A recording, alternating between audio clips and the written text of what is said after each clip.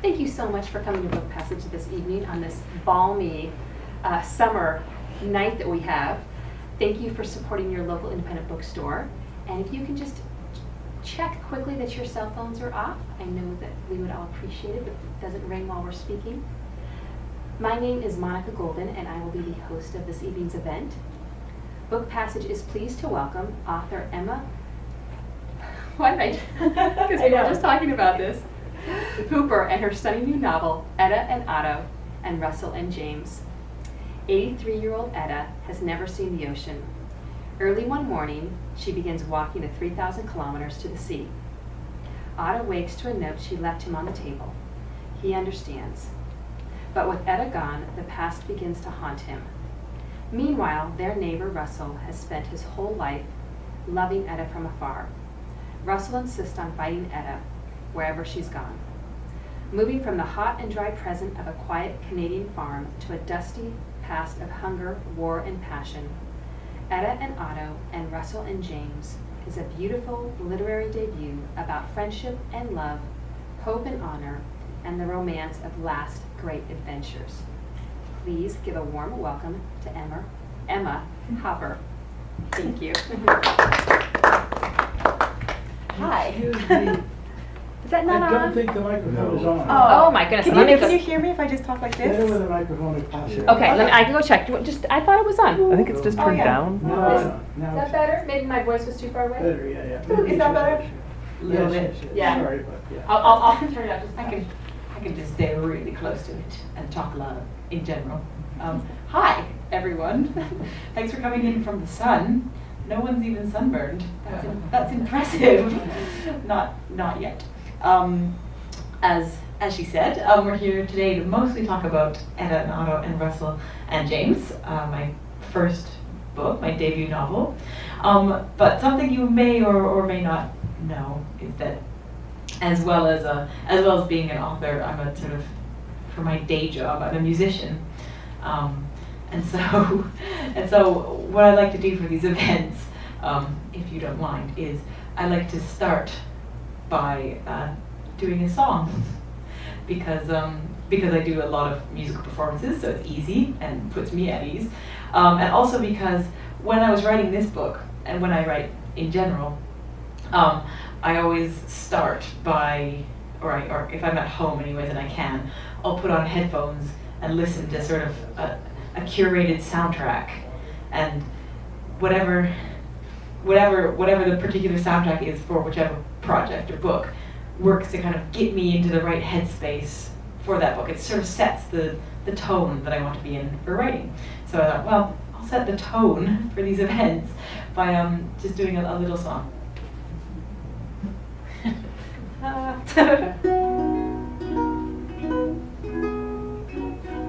I'm normally a viola player. Viola is my primary instrument, but I'm taking a lot of flights all over the country these days, so I didn't want to risk bringing my big, expensive instrument with me. So instead, I brought a small, cheap instrument.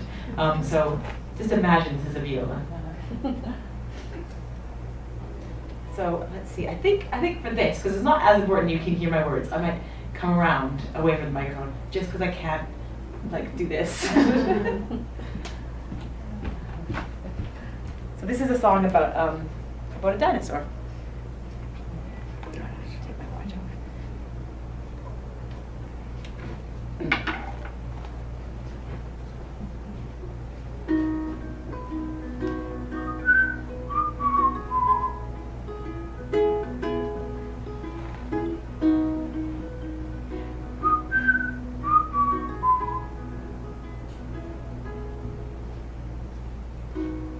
When I knew the love so long ago, when I knew the love, oh, ankylosaur,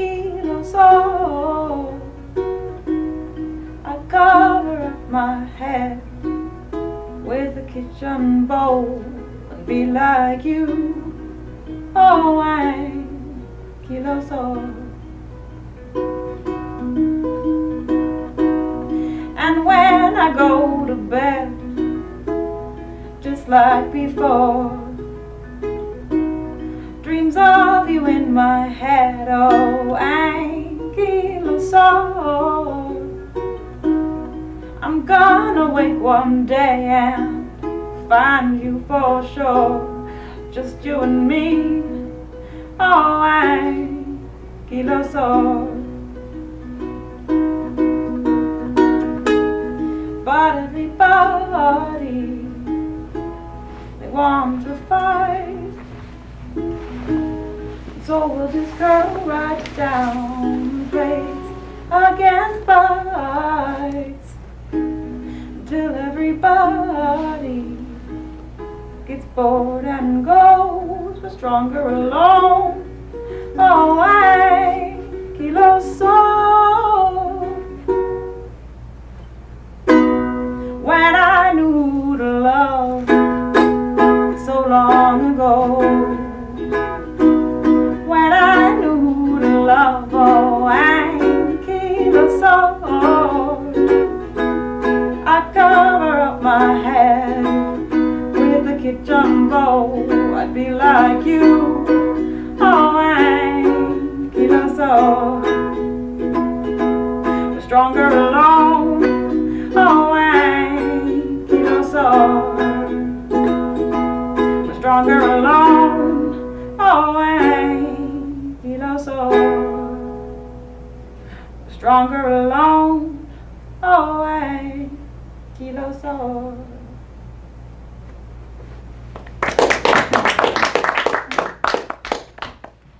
Thanks.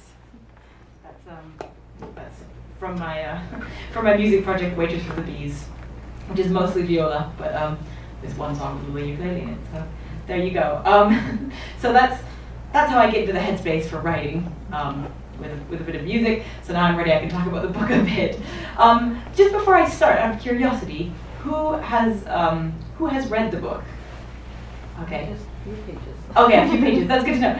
Because I'll sort of decide how many spoilers to do or not do based on yeah. So I won't do spoilers. Don't worry, that's fine. I'm going to start by reading just the very first page for you to sort of give you an idea for those who haven't read it. This is Etta and Otto and Russell and James. Otto. The letter began in blue ink. I've gone. I've never seen the water, so I've gone there. Don't worry. I've left you the truck. I can walk. I will try to remember to come back. Yours, always, Etta. Underneath the letter, she left a pile of recipe cards, all the things she had always made, also in blue ink, so he would know what and how to eat while she was away. After a while, Otto stood and went to get their globe. It had a light on in the middle, on the inside, that shone through the latitude and longitude lines. He turned it on and turned off the regular kitchen lights. He put it on the far side of the table, away from the letter and the cards, and traced a path with his finger. Halifax. If she went east, Etta would have 3,232 kilometers to cross. If west, to Vancouver, 1,201 kilometers. But she would go east, Otto knew. He could feel the tightness in the skin across his chest pulling that way. He noticed his rifle was missing from the front closet, and it was still an hour until the sun would rise. So that's how the book starts. Etta and Otto are a couple, as you heard in the introduction, who are in their 80s. They live on a farm in rural Saskatchewan, and they've been together since they were much younger, for more than 60 years. So we're coming at this adventure quite late in their lives. The reason why I wanted to write about Etta and Otto specifically to begin with is because they're kind of roughly based on my own maternal grandparents. My grandfather was from a farm family of 15 children, like Otto is, and his hair went white when he went over to the war, like Otto's does, and it's a family trait that I have as well. I didn't go over to the war though. That's when a lamp fell on my head, and so it was this particular image particularly of his hair going white on his way over to the war, that struck me. I only learned that about my grandfather fairly recently, about 5 or 6 years ago, and I thought, oh, that's a striking thing. That's a very striking idea. So I wrote it down and put it in a box where I have some ideas for various things. And then a few years later, I was sort of searching for ideas of things to write about, and I was going through the box, and I found that idea again about the white hair, and I thought, that's something I want to work with. That's a starting point. So that was my starting point, was Otto's hair.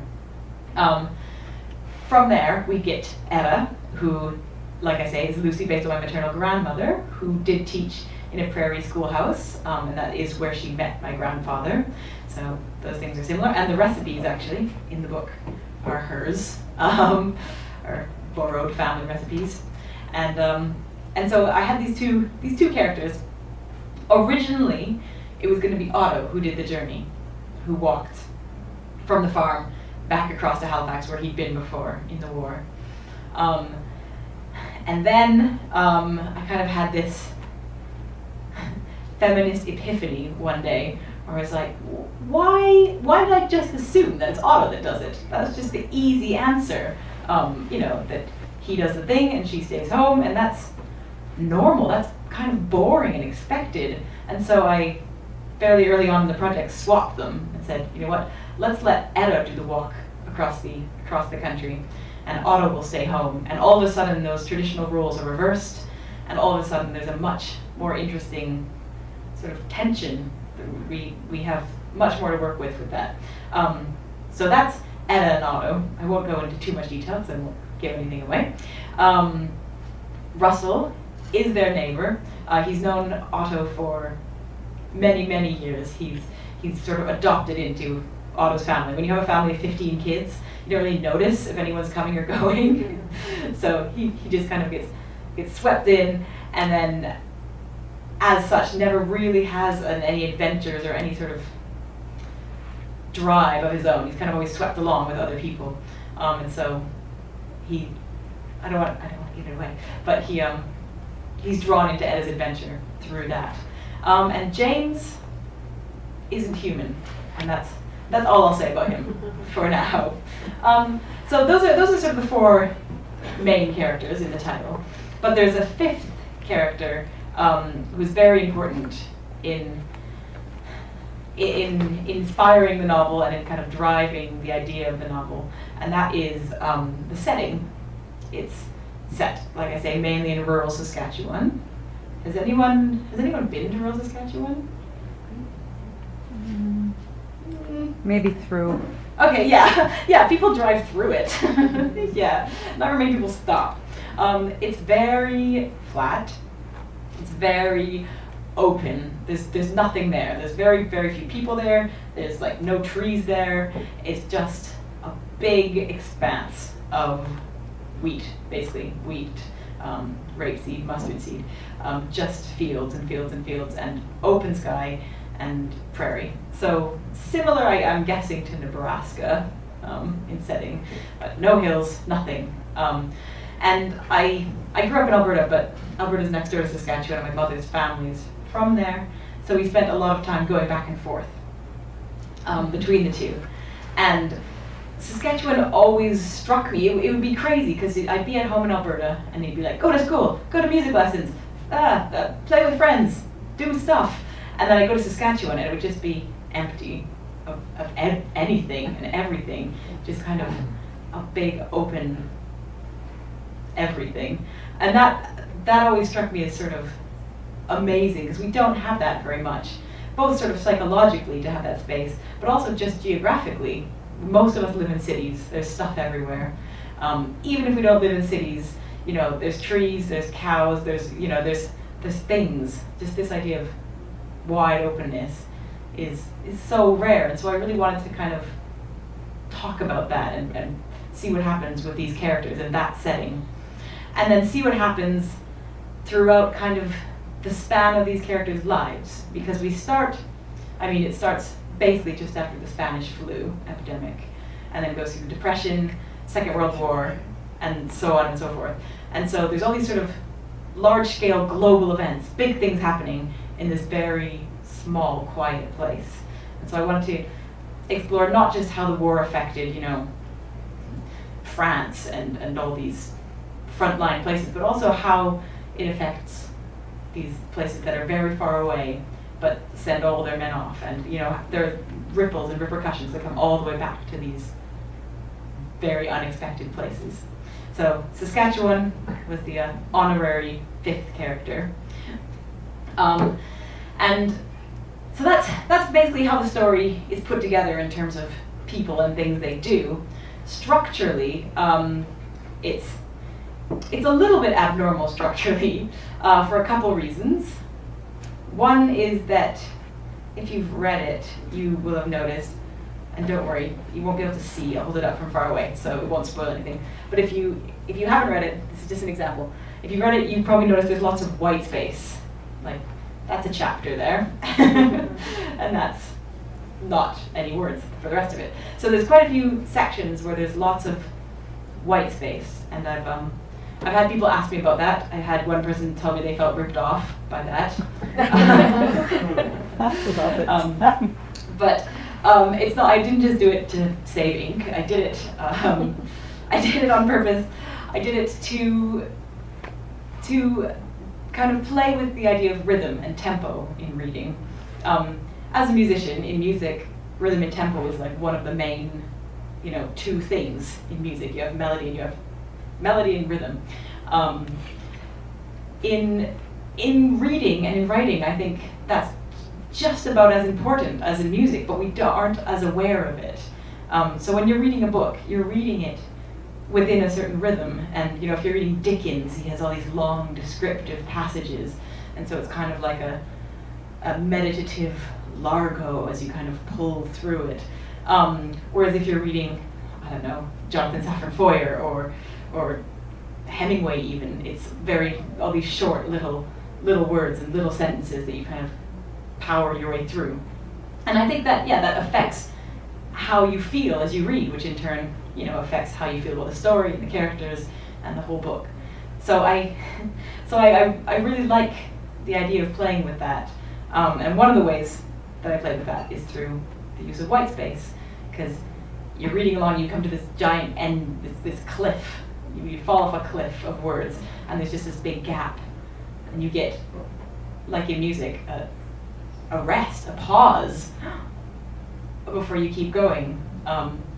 And so that's one obvious way that I play with that. Another one is in the actual rhythm of the words themselves, which is less obvious, but that I kind of obsess over slightly. Things like the title, which is Etta and Otto and Russell and James. It had to be that. If it was Etta, Otto, Russell and James, that's a terrible title. That's horrible. But it's not, doesn't change the content at all. So there's a lot of my music that played into the book in that way. I think that's about everything I want to talk about in terms of the actual kind of book itself. If you have more questions, I'm very happy to answer them afterwards. But I thought I would tell you a tiny bit as well about my kind of journey to having this book published, because this is my first book, my first published book. So it's my debut, as they say, which makes me feel like I should wear like a big ball gown and like come down the stairs and be 19, but I'm not 19. So this is my debut novel, and so in publishing it, in writing and publishing it, I learned a lot about the industry, and in doing so realized how much I didn't know about it before. I mean, I've always been a voracious reader and always, enjoyed writing, and kind of had no idea how the cogs behind the scene worked. One example of that is when you're in the sort of writing and publishing business, if you talk about a book, if you say like I was reading a graphic novel back there about Ayn Rand's life. So it's like, if I was talking to someone about that, they'd say, "Oh, who's it published by?" And I'd be like, "I don't know. Who pays attention to that?" In publishing, everybody does. In the real world, do you pay attention to that? He's like, oh, all my favorite books are Simon & Schuster or Knopf or something. No, you don't at all. So that's a little example of how much I didn't know about the world.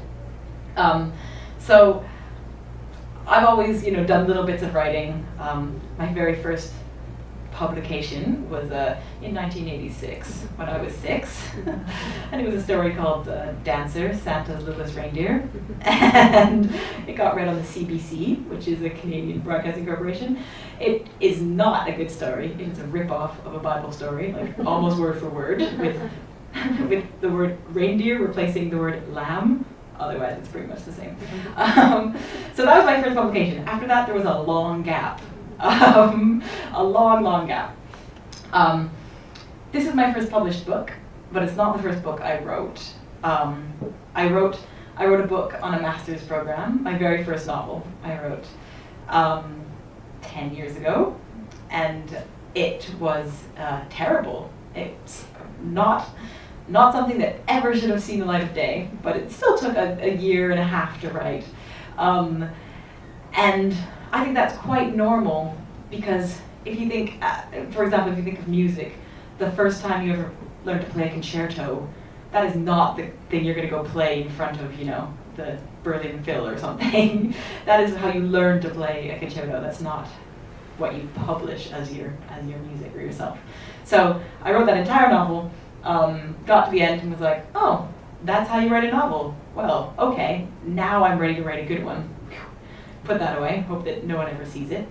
And then I came to my PhD, and I, for that, wrote another novel. And this time I knew how to do it, kind of, and I was feeling better about myself.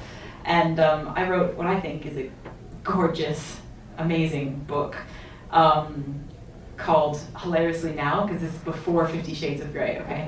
It's called 14 Variations from White, which is unfortunate. But I struggled. That took me about 2 years to write that one.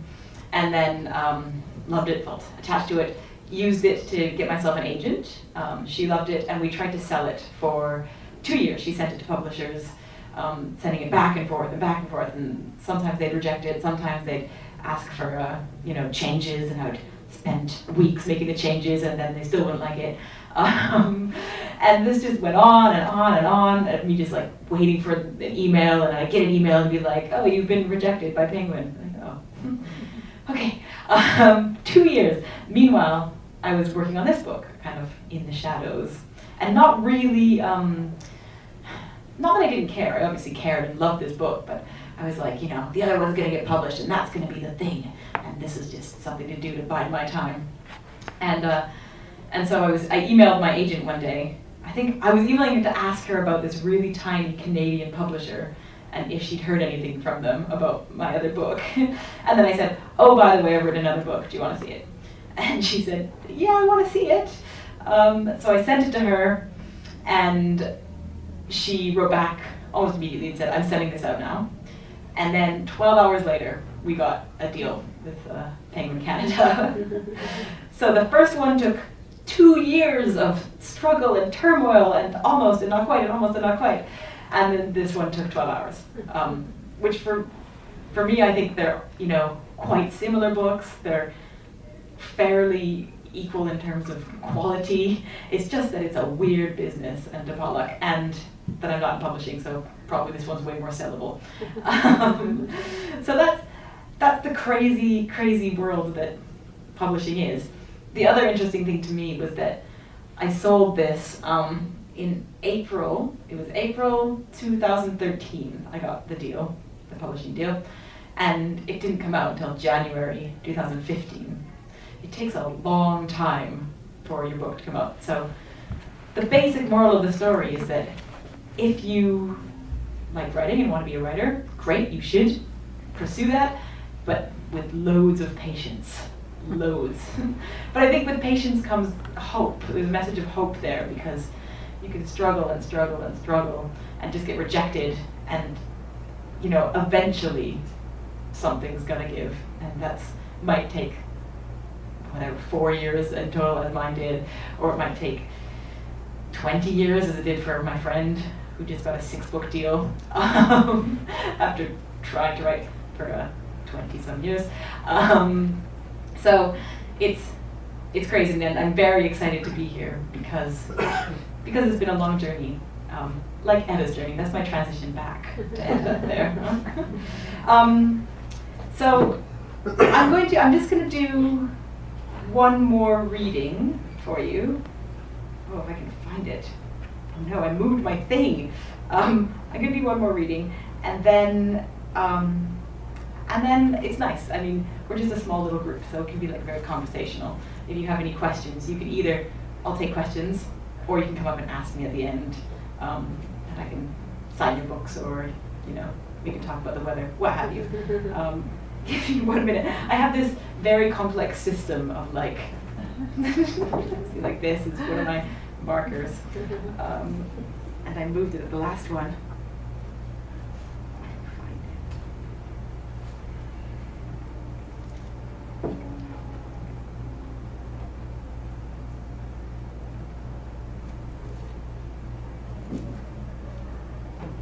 Oh, I'll read you a different bit.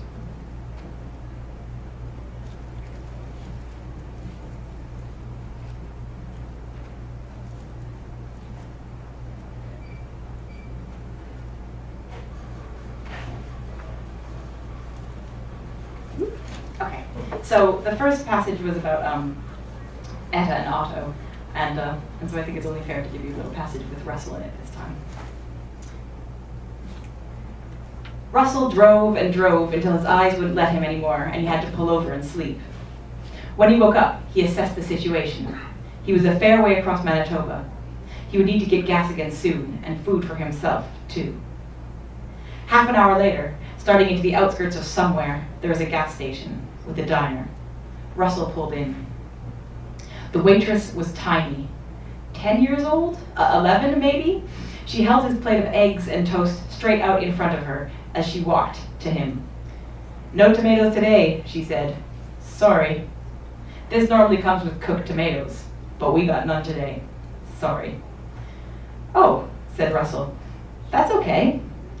There were no other customers in the diner. It was still very early.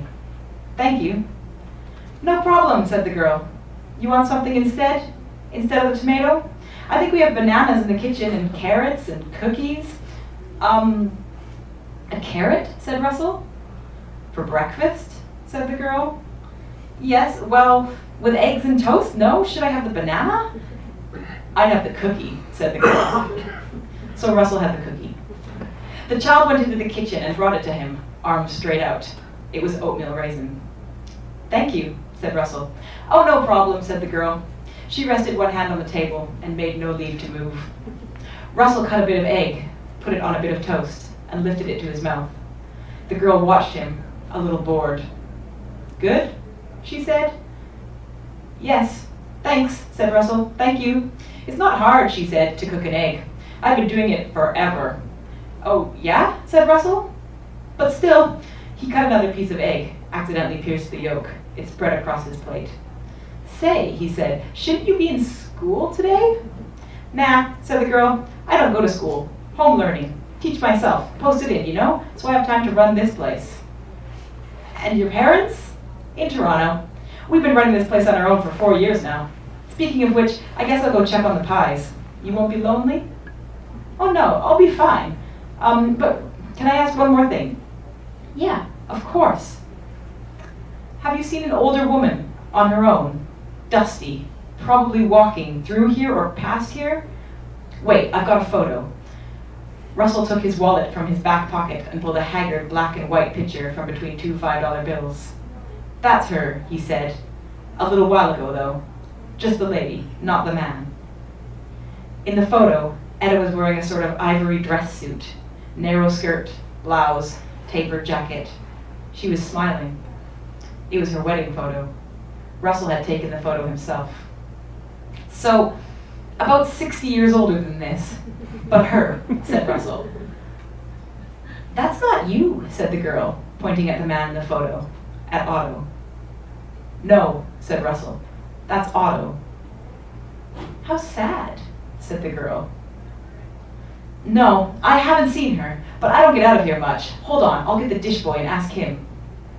Russell ate as much of his egg and the toast as he could while waiting for the waitress. When she appeared again, she had a little boy with glasses and freckles with her. His glasses were all fogged over. My brother, she said. He does the dishes. She turned to the boy. Tell him what you told me. My window, said the boy, by the sink. It looks over the road and the fields behind it. I see loads of trucks and tractors and combines and stuff. Sometimes I see animals too, sometimes deer. Monty, said the girl, punching him in the arm. Stop rambling. Tell him what you told me. Oh no, said Russell, it's fine, it's and, said the boy. And I also saw a lady, I think, yesterday morning. I think she was maybe a witch or a Lady Santa Claus. Russell's chest clenched. A lady? An older lady? Did she look okay? Was she hurt or anything? She was singing, I think. She was fine. She was magical.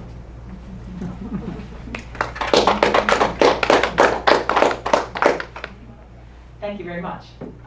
Does anyone have any public questions? Does anyone have any questions? Yes. So I have a couple. One is that I'm wondering what the ethnic well, did you know your grandparents? Yes, I did. I mean, they were passed away when I was writing this, but I knew them. Oh, before okay, that. okay. So I was wondering what ethnic background they were, and you are, and then I was wondering, one of the things that I really liked about the book was that your respect for older people and for old people, and you gave them a lot of agency, and you didn't have the characters try to stop them from doing things, and that's not usually how old people are portrayed. So so I was wondering if you could talk about that a bit, and also what is your ethnic background? Yeah, well, Canadian, and Yeah, as such. But how did they get out to Saskatchewan? How did they get there? We're a pretty big hodgepodge of Western Europe, basically. Mhm. We've been in Canada and sort of the States for a long time. Mhm. A long time. My I've got two sort of proof stories of that. One is that I have to count, great aunt was executed for being a witch in the early American settlements, states, which I like to think is because she probably had the white hair thing as well, but I don't know the story there. And the other is that I had some distant relative, cousin or aunt, who was rescued by Daniel Boone after being kidnapped by Indians. So we go back a ways, but there's a sort of a Germanic thread in there specifically. And I wanted Otto. I mean, Otto Vogel's a very Germanic name, and I did that on purpose, both because we do come from there, a ways back, and because it sort of plays on this sort of Canadian immigrant thing and the war and this tension therein. I'm curious as to what your motivation is in asking that. But. Well, I spent a lot of time in Canada. I've lived there at various times, and a lot of the people, I don't know, I come from the Midwest, and, people on farms and how that works and where they came from originally. Yeah. It just tends to mean something in terms of how you handle certain How things place are done. things. Yeah, that's fair enough. So, yeah, it is kind of England, Ireland, Scotland, France, Germany, Luxembourg, and a little bit of sort of Ukraine and Croatia as well, because it goes far enough back that it's sort of spread out. But there's a sort of slightly bigger, stronger German thing there, and Germanic thing on that side. So that's that question. As for the sort of age of the characters, that's something I was aware of when I came to write the book. On the one hand, I wanted characters who had like long lives to kind of jump back and forth in. But on the other hand, I think that in books, not as much. Books are better at this, but they're still not at all sort of completely representative. In culture in general, we have this like 16 to 30, or maybe 35 window in which you get to be a protagonist, in which you get to have agency and motivation and people care about your story. And anything kind of older than that, and you get to give advice to the 16 to 30-year-old person. You either get to be wise and give advice, or you get to be comical, a stereotype and a comedy, funny character. So I was really aware of that, and I definitely didn't want that. I mean, I wanted to play and kind of question gender roles, and similarly, sort of age roles. When we get older, it doesn't matter if you're 16 or 30 or 40 or 80, you still have things that you want, and you still have motivations and desires, and you don't have everything figured out. I think that's a big key. You don't kind of end your little narrative arc neatly when you turn 35. There's always going to be things that you need to figure out, and that you need to do and want to do and haven't done it. Everything else forever and ever. So I really wanted to show that these characters they're just people. They happen to be older, but people are just people, and we all have things we want and need to do. So that was a big part of it. She's starting to have the onset of dementia as well, which happens more often later in life. But also in that, she's starting to lose herself, and that's sort of a very stretched out metaphor also for when you're older, you do kind of, at least in culture, start to lose yourself and your identity. A good example of that is when I was writing. There's a tiny little love scene at one point between two characters. Don't want to give it away. They're two old characters. I don't know who they could be. And when I came to write it, I was like, okay, so how do 80-year-olds kiss? And then I was like, wait. It doesn't matter. That's not a quest. That's not a thing. It's not how do 80-year-old characters kiss. It's how does this person and this person kiss. They're just people. They're individuals still. So yeah, I wanted to make that clear and let them not just be wise or funny. Anyone else? Well, I have another one. Yeah. You can just speak for the crowd. You really didn't you didn't do much with the middle of their lives. No, I didn't. So that's sort of interesting. You see the beginning and the end, and there's this big gap. Yeah. But you don't notice it. I didn't notice it until I started thinking about it. Yeah, there's some people who get really kind of uncomfortable by that. They're like, I need to know, I need to fill it in.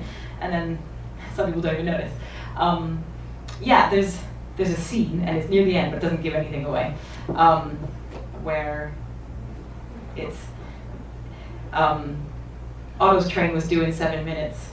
Etta stood on the platform and waited for the wind it would bring, which for me was this idea that like that's kind of the end of their young period, and then from there we're going to skip 60 years, and the idea is that wind is going to be, that's just their life, and it's going to whoosh by in the way that life does. I mean, we kind of have these like events, like going to war or having a child or something, and you're like, we remember that. I remember 1985 because of that. And you're like, what happened like 1996 through 1998?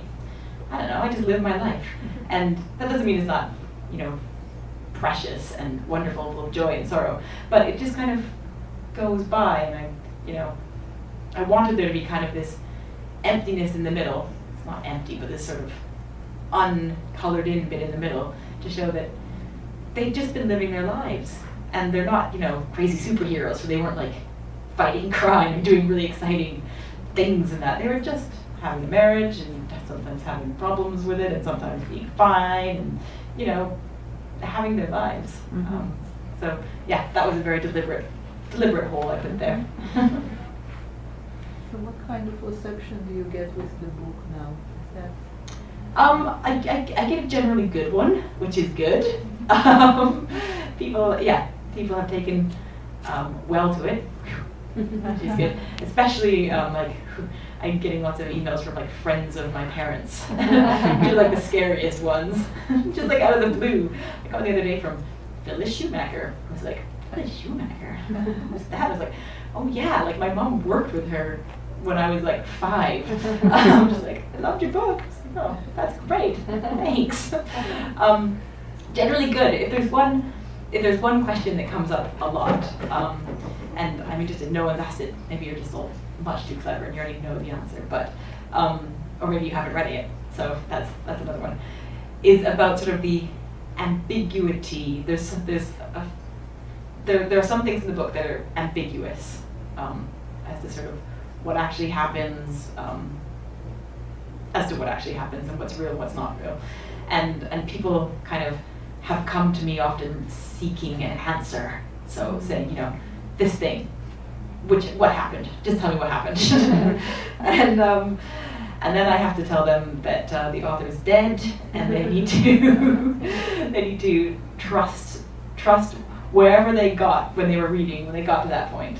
They would have had an inclination. They would have had a sort of feeling one way or the other. Whatever that feeling was, that was right.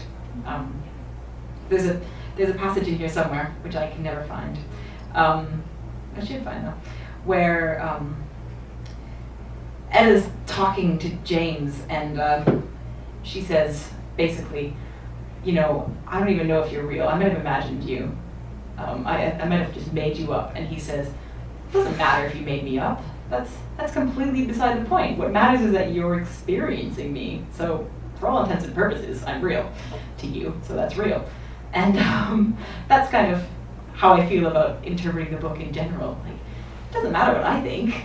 What matters is what you experience. So when you read it, you can take that away and trust yourself.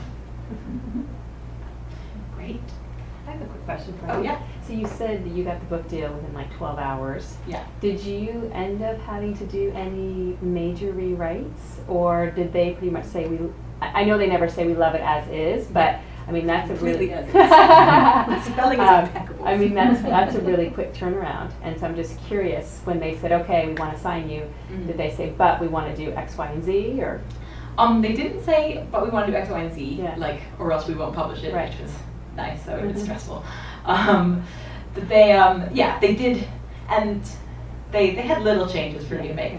I'm lucky. I didn't have massive changes, and I'm an underwriter as opposed to an overwriter. So whereas I hear about friends who have, you know, who get publishing deals, but then they have to cut. They're like, I love this, but it's way too long. You have to cut 60 pages. That would be the hardest thing in the world. So I kind of like write defensively against that. Make it as minimal amount of words as possible. So I was, yeah, they wanted one thing that all three, so I worked with the Canadian, the American, and the British publishers kind of all together. And all three of them said, we want more Russell. You gotta give us more Russell.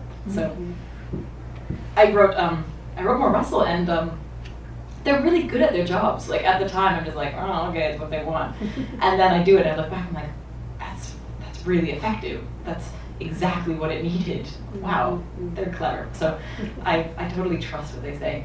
So yeah, mainly it was they wanted more Russell, and I cannot ever spell the word breathe right. Well, breathe and breath. Like there's some weird block in my mind. So I got like every time he's like, this is wrong, and then like the next 3 pages later, oh, and this is wrong, and this is wrong. Those are the main changes. But it was really interesting working with translators because the book has been translated, well, will be by the end of the year translated into 18 different languages, which is amazing. But then each translator, like each language has its own little quirks. And so each translator has their own weird little questions. And I really enjoyed that. They don't ask for changes, but they want to know things like the German translator said, I'm going to do a dodgy accent. I'm not going to do an accent to try and impersonate my translators. But she said that, you know, you talk about all this stuff about the gun with Otto and the war and the gun, and I need to know exactly what kind of gun it is, because in Germany we don't have a word just for gun. And I was like, I don't know, that means I have to do research. I don't know what kind of gun it was, so I had to find out. So little things like that are really, really interesting to me. That's all part of the crazy learning process this has been. Great. Yes?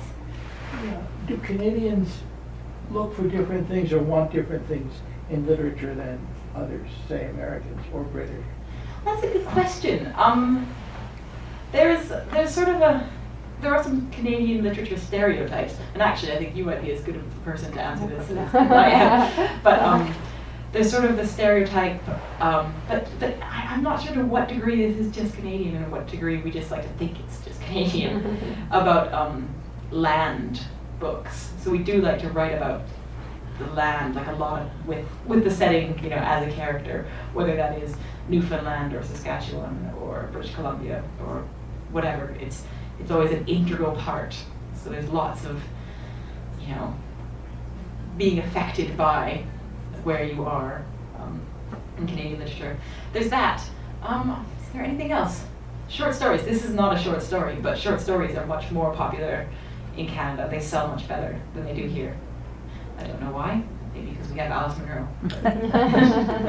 But that is another thing. What are you working on now? Anything? Do you have anything in the works? I do have something in the works. I'm working on another book. I'm working on another book that is actually set in Newfoundland. Well, Newfoundland, yeah, off the coast, which is it's an island off the east coast of Canada. And actually, I'm setting it on there are islands set off the coast of that island. So they're very remote, little, tiny, windy, cold, kind of almost like Scottish or Irish in terms of their culture and their landscape. Fishing villages, fishing islands. So I'm working on that. It's got fish and mermaids and giant squid. It's very excited.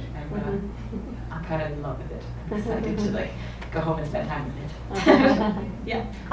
So 2 other questions. Did the publication of Etta and Otto and Russell and James, does that mean that they might look at your, I can't remember what the name of your previous book was? The first one? Yeah. Yeah, it does. It does mean that. It's funny, like, I'm kind of, in my mind, this is not all a real thing, I'm kind of thinking of Etta and Otto and then this Newfoundland book, and then the very first book, which is set in Quebec, and it's kind of a very wintry Quebec novel, as like a trilogy. It's like a Canadian trilogy. They all have totally different characters, but there's like the Quebec winter book, the summer Saskatchewan book, and the raining Newfoundland book. So yeah, I sort of think of those as a potential thing set together. And yeah, I have every intention of bringing it back, but not quite yet, because these publishers all said no. So we have to wait, like when it went around the first time, that is. Because my agent, had already sent it out to them. And so we need to wait until we get a bit more of a foothold with this book, do another one, and then we'll say, oh, remember this book? Now that you know and like my stuff, let's have another look at this one. So the teacher who Etta took his place, Yeah. is that really something that happens in terms of losing your speech, or is that part of the, is it true or isn't it true part? Isn't it true? Is it Yeah. yes, made up? It doesn't happen very much. That is something that can happen, though. If you're constantly breathing the dust, it happens more often in sort of mines situations where you get just constantly breathing in foreign substances. So it can happen, and you certainly can lose your voice easily enough, for the day. On a more permanent basis, is less of a frequent thing. It's a bit of a magical reach, but it is possible. It has happened to ever. It was very memorable. Oh, I've never had that question. That's a good Really one. memorable. Huh, thank you. Did it just make you kind of want to drink water? I'm glad you lived there. Great. Great, if there are no more questions. Thank you so much for coming this evening, and thank you so much, Emma. It's been wonderful having you. So we have her books all